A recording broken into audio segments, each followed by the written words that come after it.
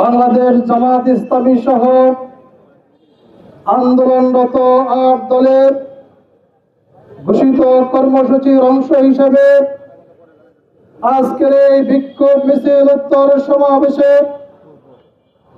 সংগ্রামী সভাপতি জেলা জামাতের সম্মানিত আমির অধ্যাপক মাওলানা সাদেক আহমদ হারিস উপস্থিত আছেন।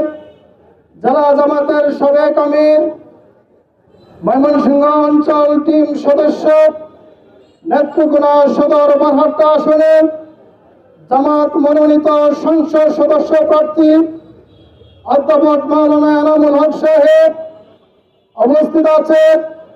জেলা জামাতের সংগ্রামী নায়েব আমির, বিশিষ্ট শিক্ষাবিদ অধ্যাপক মাওলানা মাহবুবুর রহমান সাহেব উপস্থিত আছেন। জেলা জামাতের সংগ্রামী সেক্রেটারি অধ্যাপক মাওলানা বদরুল আমিন সহ জেলা জামাতের বিভিন্ন পর্যায়ের নেতৃবৃন্দ, উপজেলা পর্যায়ের নেতৃবৃন্দ, সংগ্রামী জনতা, প্রিয় সাংবাদিক বন্ধুগণ, সবাইকে জেলা জামাতের পক্ষ থেকে আন্তরিক অভিনন্দন ও সালাম। আসসালামু আলাইকুম ওয়া রাহমাতুল্লাহ। সম্মানিত উপস্থিতি, আমরা আজকে এমন একটি প্রেক্ষাপটে এসে দাঁড়িয়েছি যে প্রেক্ষাপটে বাংলাদেশ এবং আগামী ত্রয়োদশ জাতীয় সংসদ নির্বাচনকে ঘিরে অনেক ধরনের ষড়যন্ত্রের জাল বুনা হচ্ছে। সংগ্রামী উপস্থিতি, আমরা দেখছি পরিকল্পিতভাবে আগামী নির্বাচনকে বিলম্বিত করার জন্য একটি মহল উঠে পড়ে লেগেছে।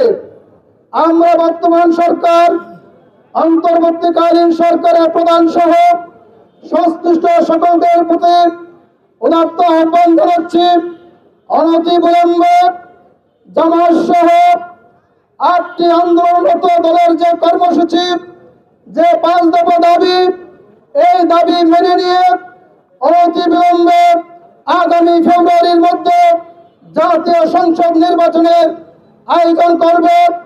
অন্যথায় এই দেশের মুক্তিকামী মানুষ, বিশেষ করে ২৪ জুলাই আগস্টের আন্দোলনে যারা রাজপথে রক্ত দিয়েছে, যাদের আত্মীয় স্বজন শাহাদত বরণ করেছে, তারা আপনাদেরকে কিছুতেই ক্ষমা করবে না।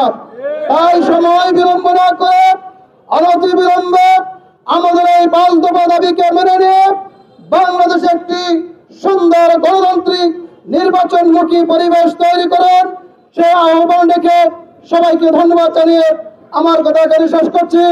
আল্লাহ হাফেজ। বাংলাদেশ জিন্দাবাদ। বাংলাদেশ জামাত ইসলামী জিন্দাবাদ, জিন্দাবাদ।